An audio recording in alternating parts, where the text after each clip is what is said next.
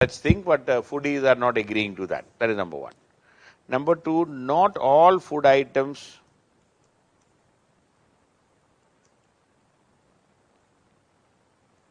can be irradiated. Not all food items can be irradiated.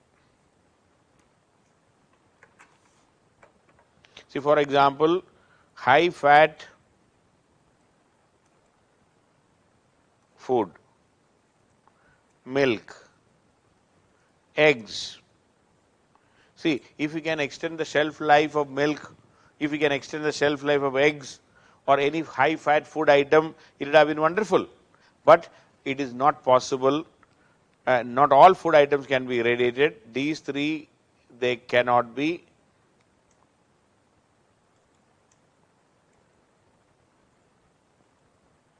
So, not all food items can be irradiated. So, that is the second point. A third point in food irradiation is, suppose we are killing a bacteria or a bug inside the fruit, that dead insect also will continue to be inside. So, the toxins, if at all toxins, if at all produced inside, cannot be removed. Okay, because of irradiation, if some toxins are put, toxin means if you kill a bug inside mango, that bug will, that dead insect will continue to be there inside, we cannot remove it. So, any toxin, if at all produced inside the fruit or the food, it cannot be removed. So, that is another drawback which we can say. So, these are some, but what is food irradiation or what are the applications of it, which is, how do we irradiate? Gamma rays, cobalt 60 and cesium 137 both are used, but mainly cobalt 60 for gamma ray protection, and that is what is used for irradiation of food. Okay. So, that is about irradiation of food. And then there is nuclear agriculture to produce new varieties.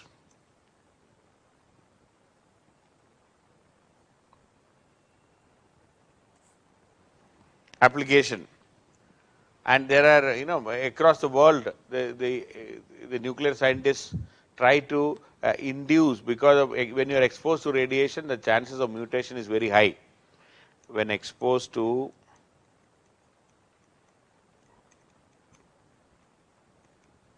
radiation,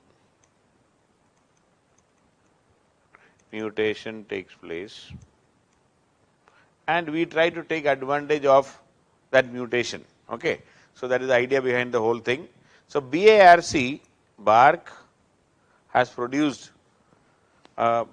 many high yielding varieties.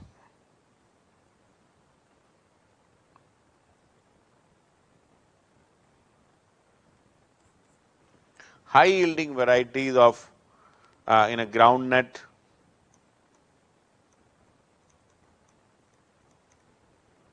then pulses, mustard,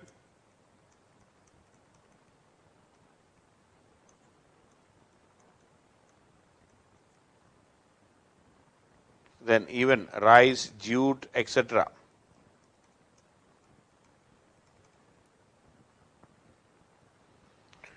BARC also developed a green manure crop called Sesbania rostrata. Is a green manure crop.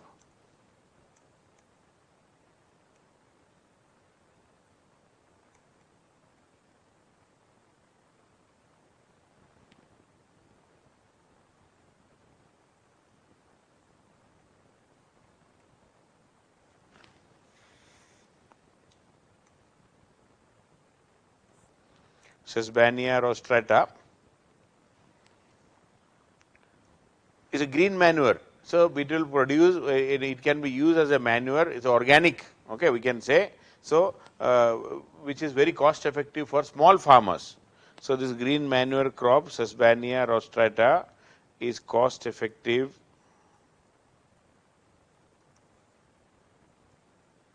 for small farmers.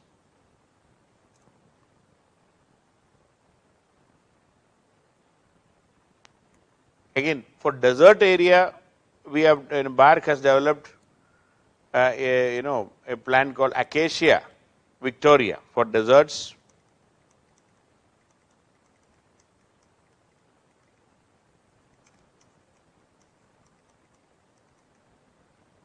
Acacia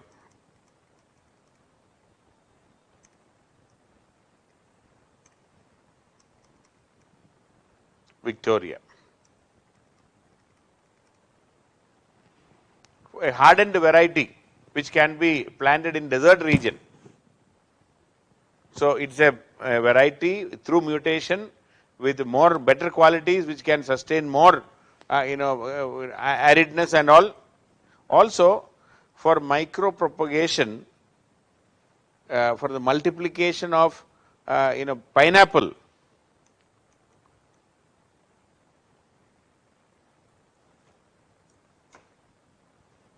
BARC has developed or standardized a pineapple multiplication process, again by BARC. Okay. So Bhabha Atomic Research Center has a nuclear agriculture and biotechnology division, NABDT. This is nothing but Nuclear Application and Biotechnology Division in BARC.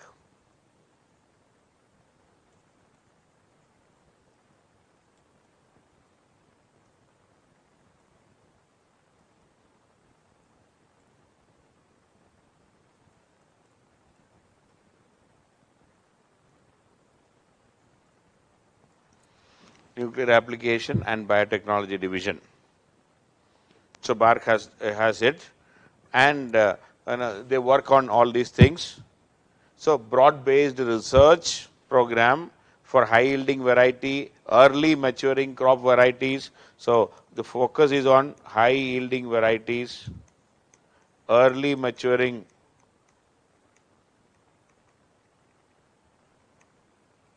crops, early maturing crops. Then which are resistant to biotic as well as abiotic stresses.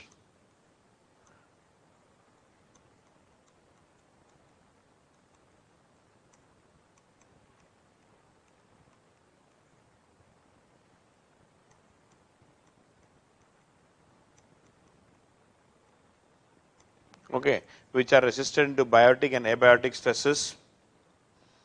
Then better nutritional quality.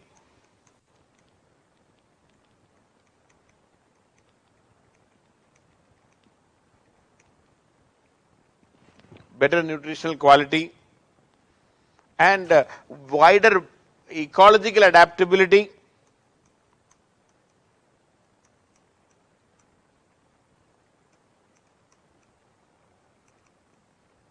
So we are looking for BARC and its division, what you call NABDT, Nuclear Application and Biotechnology Division.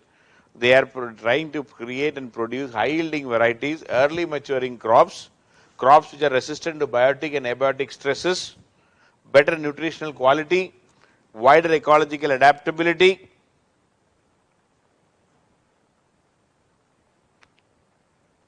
So they are trying to produce such crops which are beneficial to the society. Okay. They are also engaged in research like in the cell and tissue culture, DNA markers, various applications. So there is a huge agricultural involvement or other technology for improving your agriculture and benefiting the society. We are doing in a big way with the help of BARC. Okay, and also some biogas technology. In fact, this division, this NABTD, has also done research and developed a biogas technology called Nisar Garuna.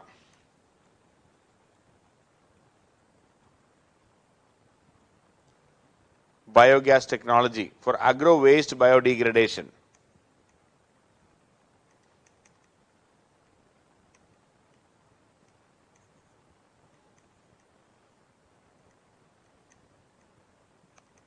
Agro waste,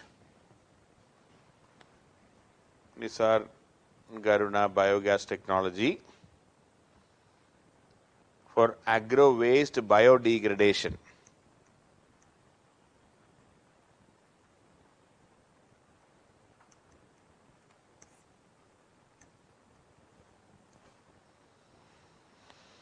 Okay, so these are some of the activities by BARC and its subsidiary for agriculture. So there can be a separate question only on agriculture. Please be prepared. Then we have also this radiometric dating.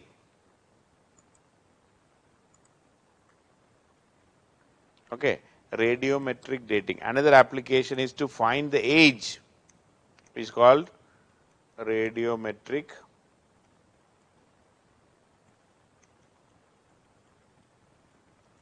dating. It's a technique used to date the materials based on the decay rates of naturally occurring isotopes to identify the age.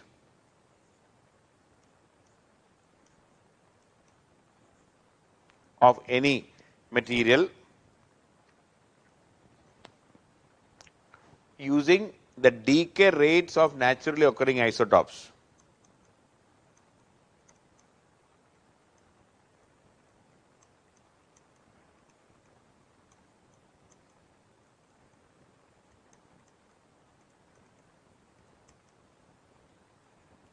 Okay, decay rate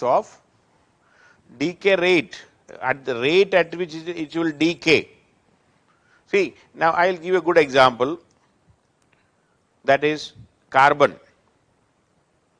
Carbon, we have carbons, is normal is carbon 12, C13 and C14. It is naturally occurring. All the three are found in the nature. And C14 is radioactive.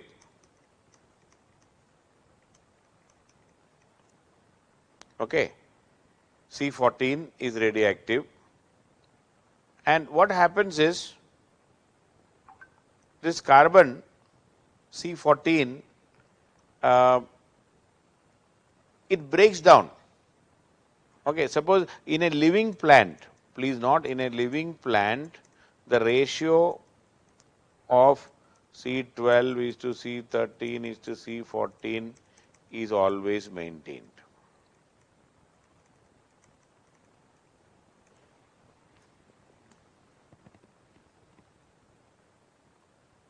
Okay, is always maintained.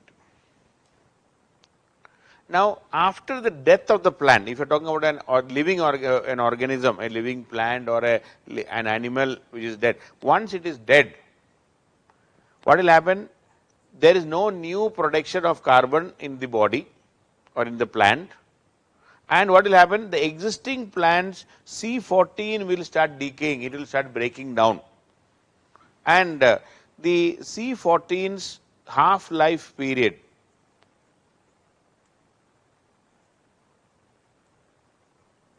is 5,760 years. What do you mean by half-life period? Half-life period means, suppose today there are 100 grams of C14, how much time it will take for this 100 grams of C14 to reduce to 50 grams of C14.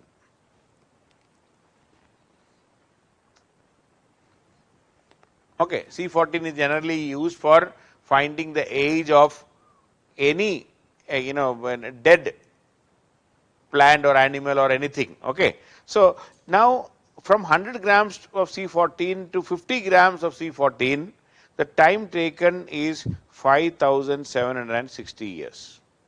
Then again from 50 grams to 25 grams, it will again take 5,760 years.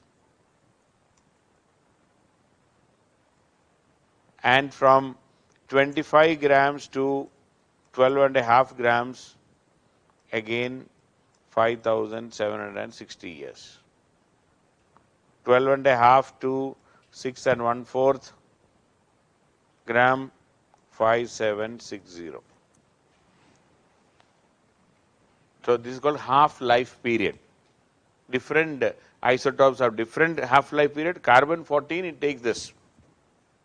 Now, using this technology, any fossils up to 60,000 years old,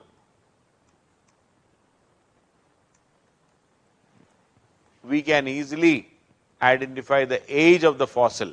If you get some fossil, we can identify the age, we can mark the age up to 60,000 years old. So, C14.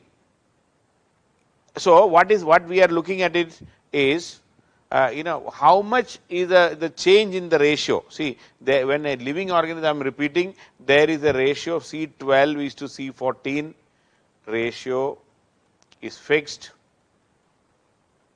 in a living organism. Once it is dead, this ratio will be affected, C14 will be decaying. So, since the half-life period of carbon is 5760 years, carbon 14 is 5760 years, by calculating or by tracking the amount of C14 left inside that fossil, we can identify the age of the fossil. So, that is a C14 is a technique which is regularly used. But if it is more than 60,000 years, there will not be any C14 left or hardly any trace we can identify. So, in such a scenario, C14 carbon dating may not be possible. And then uranium lead radiometric dating, another dating is called uranium to lead. Uranium can break down and to reach lead, it is called uranium lead radiometric dating.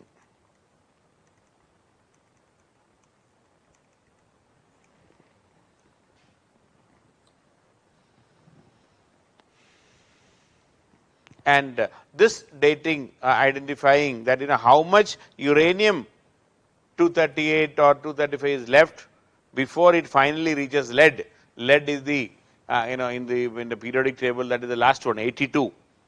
Lead will not break down again. Okay, so that is one of the oldest and most highly respected radiometric process or radiometric dating process, the oldest and most respected process. I mean, very accurate. Then there are two other techniques for long-term dating. Another is potassium argon dating.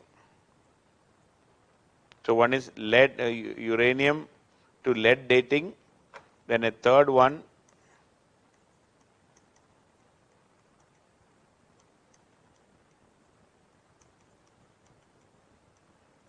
again old from potassium.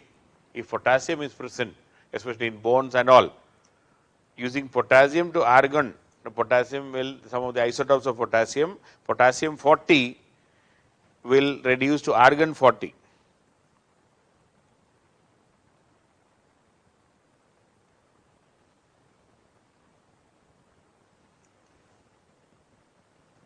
So, we can study that, and also rubidium to strontium.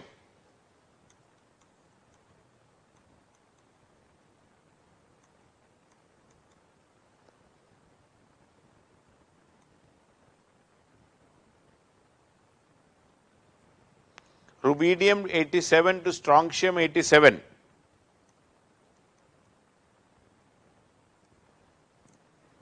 And it has a half-life period of 50 billion years. So, it will take for rubidium to break down and it will reach half the half-life.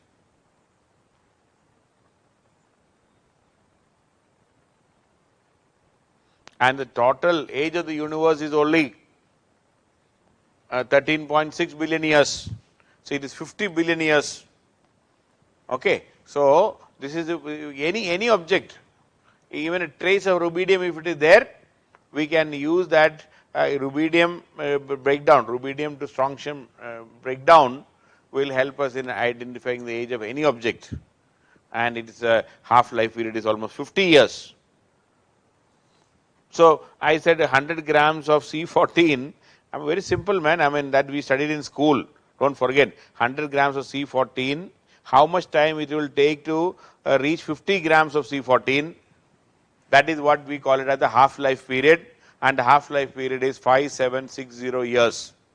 For carbon 14, if 100 grams carbon 14 is there, after 5760 years, we will have only 50 grams left, because that rest 50 gram would have undergone radiation and broke down. It might have broken down. Okay. And again, a 50 grams of carbon, if you have 50 grams of C14, it will take another 5760 years to reach 25 grams. This is the concept of half-life period, the time taken for any radioactive isotope to break down and reach half of its quantity. I had 100 grams, now I have only 50 grams. So that means it might have taken, in a natural process, it would have taken 5760 years to reach that level. Okay, that is the meaning of half-life period. Earlier, we used to identify even in the trees and all, there is a concept of tree rings or spacing of the rings. Okay, so by studying the rings, how many rings are there in the year, the tree rings also can be used for identifying the age. And but as I told you, this tree ring technology, tree rings and its spacing can be used to find the age up to 4000 years.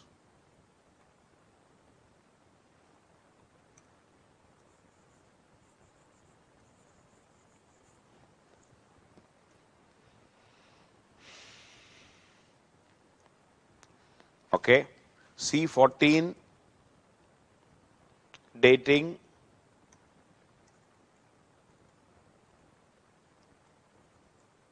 up to 60,000 years.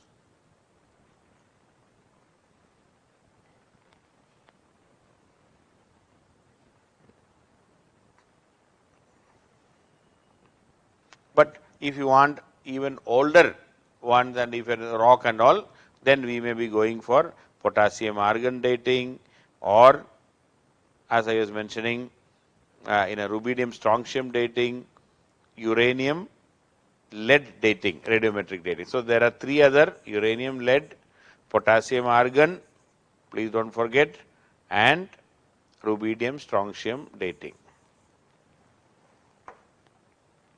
50 years, 50 billion years. Okay, okay, half life 50 years, 50 billion.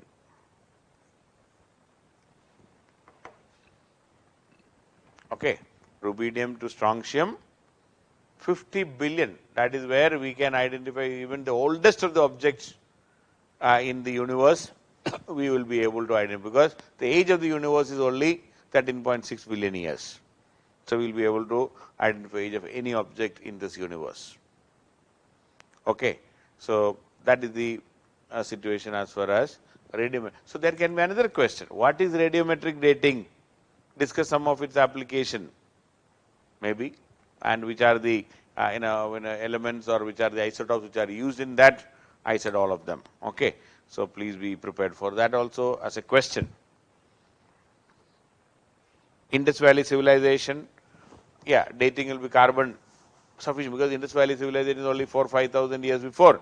So we can easily use our carbon dating for this. There is no need, because a lot of fossils are still left, or wherever carbon is there, we can easily using carbon as a source of that radiometric dating. Now, let me also talk about the nuclear explosions conducted by India. So after this,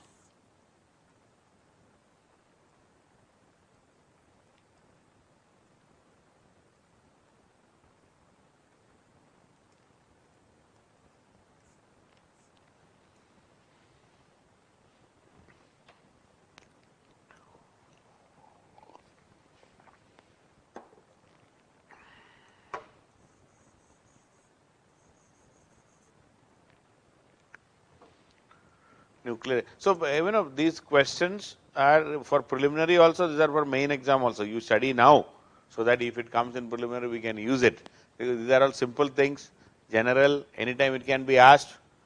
And when it is asked, if you are not able to answer it, you will feel bad also, because such small things, if you don't know, it is general knowledge, simple general knowledge. Anyway, so nuclear explosion, I already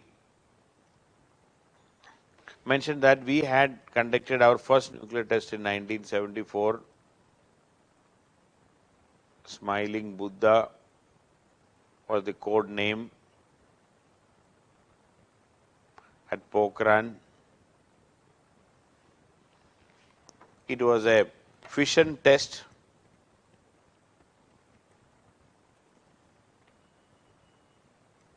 Plutonium-239, the fuel.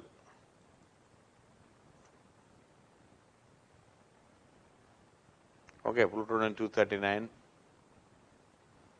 And the yield, the first test, only one test we conducted.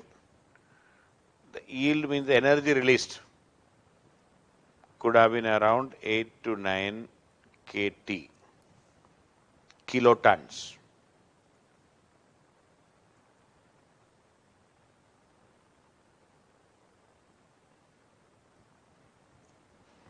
Yield would have been 8 to 9 kilotons.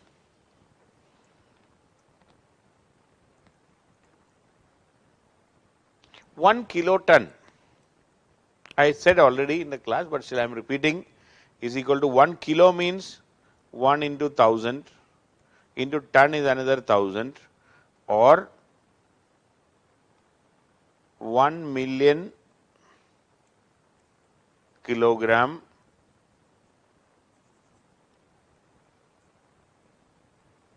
equivalent of TNT explosion.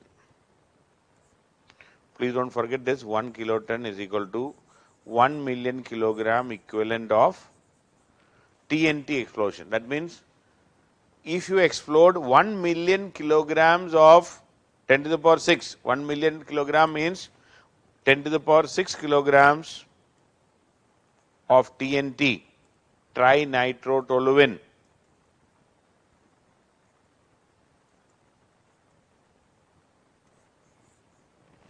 Trinitrotoluene.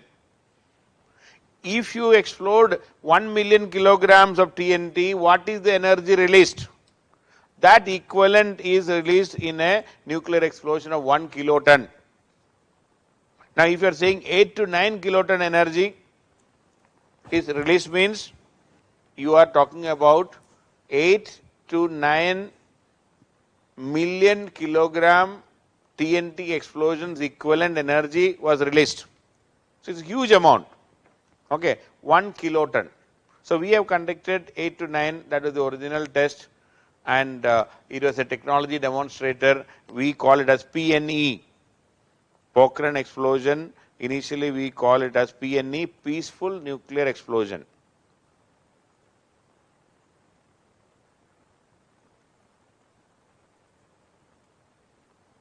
Please don't forget this. Then again, we conducted 5 tests in 1998. First test in 1974 during Indira Gandhi's time, and it was a big achievement for India. We defied the world. The world wanted India to sign NPT and become a non-nuclear weapon state. We said no. Indira Gandhi had the guts to say that at that time, and we conducted our tests, and India was isolated in the nuclear field. Since then, that is history now. In 1998, during Atal Bihari Vajpayee's time as Prime Minister, we conducted 5 more tests. One was a normal fission test.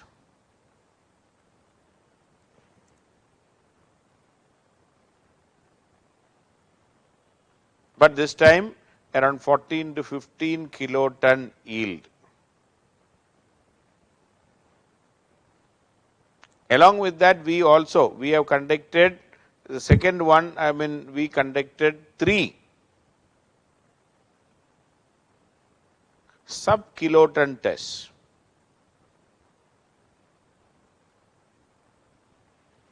Okay, first one, the normal fission test, plutonium-239, the same we repeated. What was done in 1974, we repeated it. Then we conducted 3 sub-kiloton tests, meaning it is the yield less than 1 kiloton. This is normally done. This is for weapons. That is what we claim. We don't know, but the Western experts say that this might be because we failed in, what you call exploding it properly. That's what Western expert is arguing. But we say we have purposefully done sub-kiloton tests, yield less than 1 kiloton.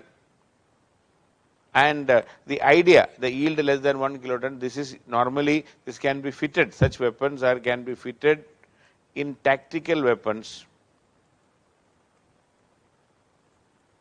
maybe in missiles, in battlefield weapons.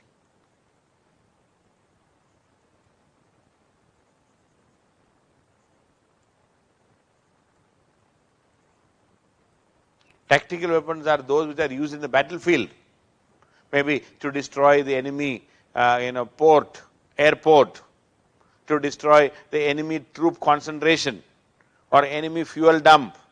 So very specific, not to kill ordinary people, ordinary human beings. It is to kill or disarm or destroy certain tactical, very crucial in infrastructure. Okay, that's called tactical weapon. So it can be used. So anything less than 1 kiloton yield, we call it as sub-kiloton test.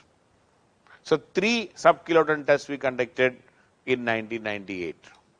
Then a third type was, we also conducted a hydrogen bomb test. Hydrogen bomb is also known as fission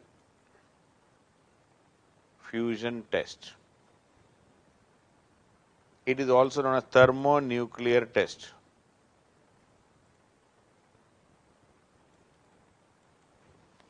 Okay. So hydrogen bomb, because why are we calling? Because we are using the isotopes of hydrogen to produce fusion. So what we do is in the weapon, if this is a weapon, we have the isotopes of hydrogen, or rather we have a core, and surrounding the core we keep plutonium-239. So in the core we keep, or what was kept in our test was lithium-6 deuteride.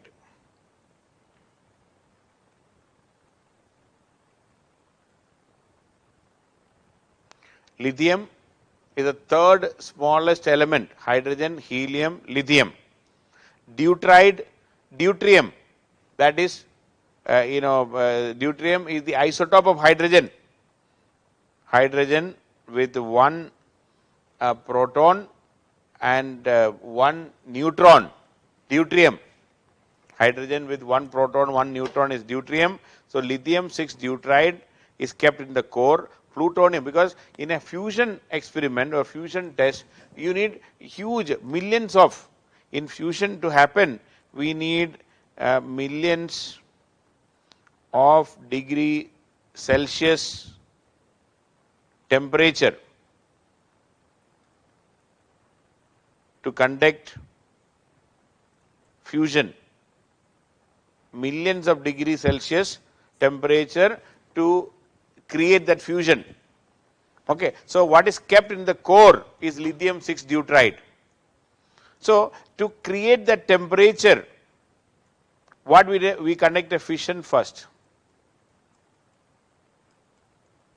So first plutonium-239, its fission, it released lot of heat energy and plus lot of impact, that shock. So because of the heat energy and the shock, this lithium-6 deuteride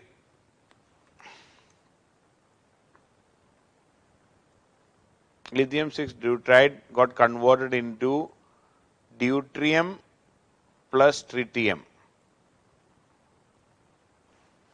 So first fission, it creates so much of energy and impact that implosion have been surrounding that lithium 6 deuteride happened. So deuterium and it got broken down into lithium and tritium, and because of the impact and the shock and that high temperature, this deuterium plus tritium fused together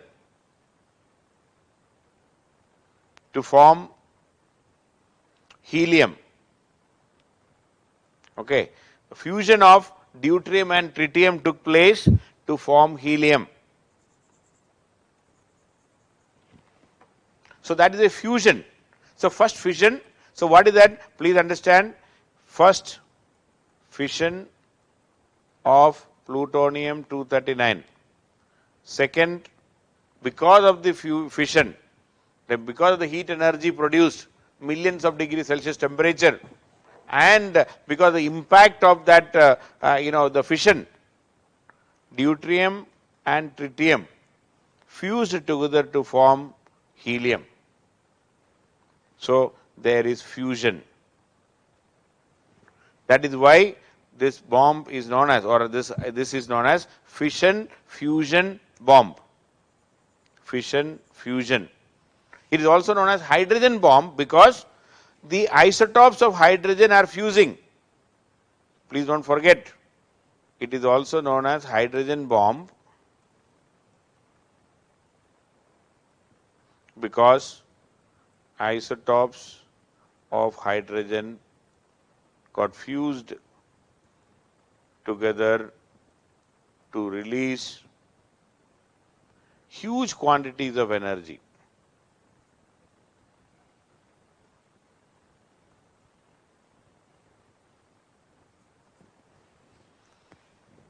To release huge quantities of energy.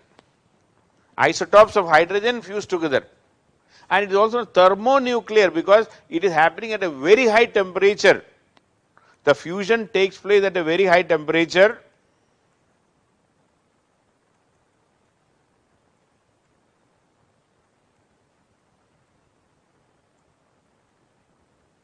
Hence, it is known as thermonuclear test.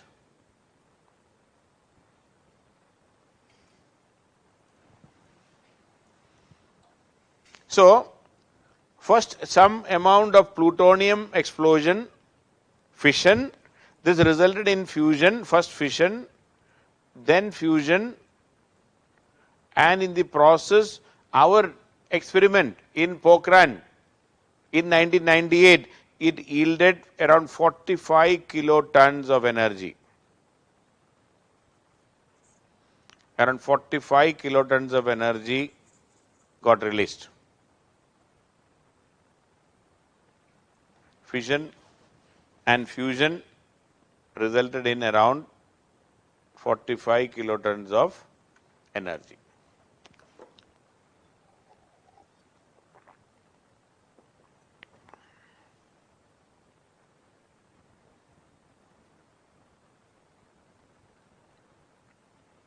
So fission, fusion, don't confuse, okay? So India is one of the few countries in the world where we could conduct even a fusion experiment or fission fusion experiment or a thermonuclear experiment, thermonuclear bomb.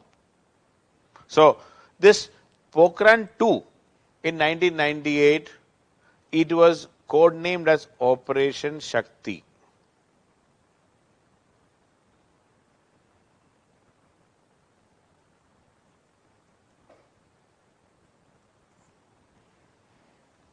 Operation Shakti.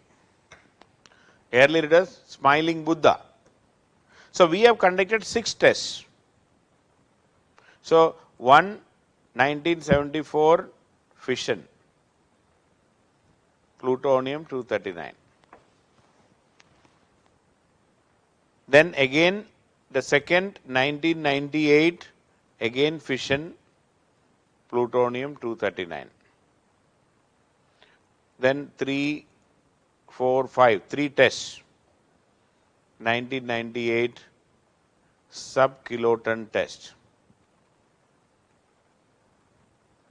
And the 6th one we can say In 1998, it was fission, fusion bomb or hydrogen bomb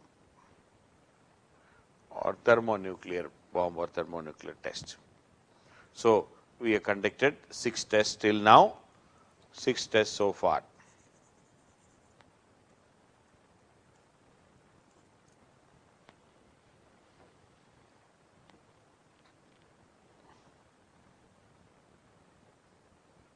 Okay.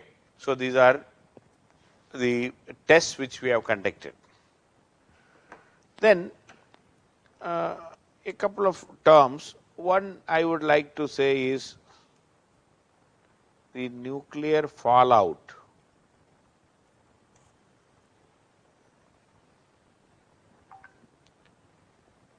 That is, when we say if a if a nuclear explosion take place,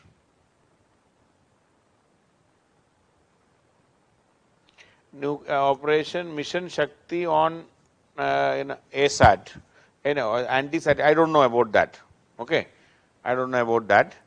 Whether it is same, I don't think so. This is 1998 test. Okay, I don't know why Shakti and all a common name, no? So we may be using it. Otherwise, I don't think any connection is there.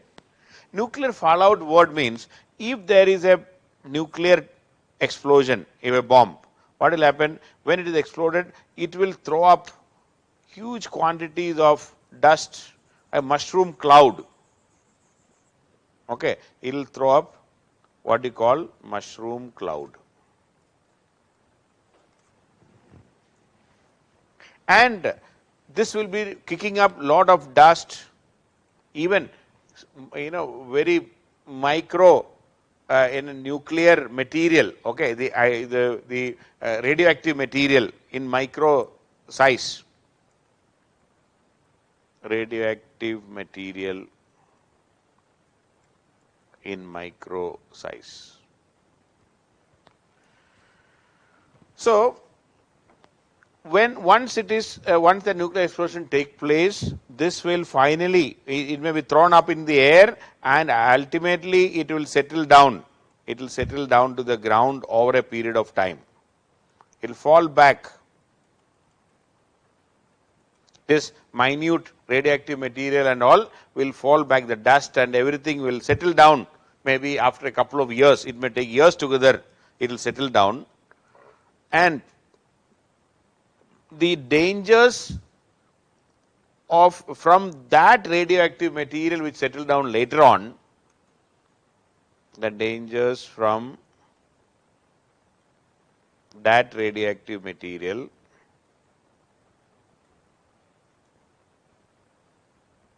that settles down later on,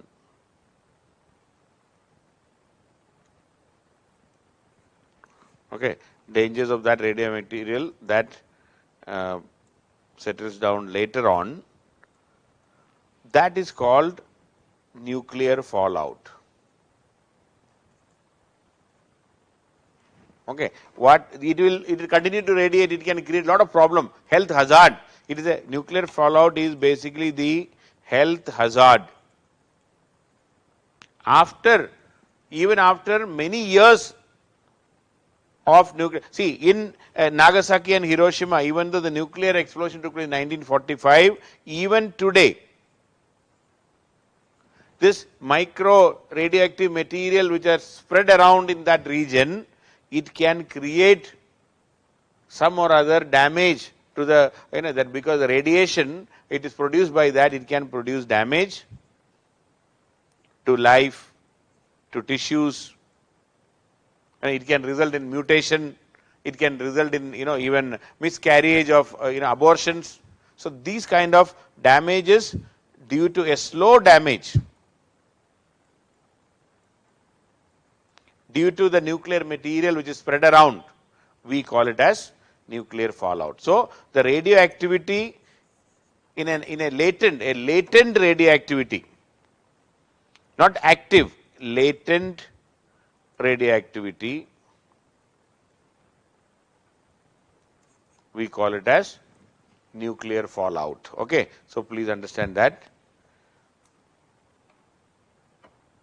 This topic is already there in the booklet. Okay, somebody, Jack is asking in a PDF, it's already there in the booklet.